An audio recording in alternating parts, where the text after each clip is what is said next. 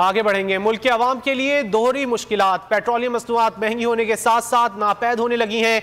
तेल कंपनियों ने रुपए की कद्र का बहाना बनाकर सप्लाई इंतहाई महदूद कर दी है। तेल कंपनियों की नुमाइंदा तंजीम OCAC ने हुकूमत को खत लिख दिया।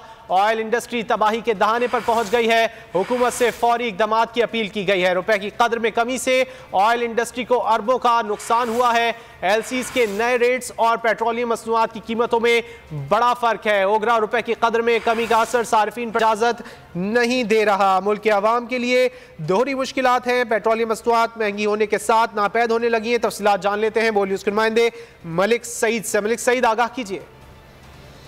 जी बिल्कुल, अभी कुछ रोज कबल ही हुकूमत की जानिब से अवाम पर पेट्रोलियम बम गिराया गया और ये पेट्रोलियम बम गिराने के बावजूद अवाम को जो है वो पेट्रोल दस्तयाब नहीं है और पेट्रोल पंप पर पेट्रोल जो है वो मौजूद नहीं। इस हवाले से OCAC ने जो है वो हुकूमत को खत भी लिख दिया है। अब OCAC ने हुकूमत से मुतालबा किया कि पेट्रोलियम मसनूआत की कीमतों में मजीद इजाफा किया जाए।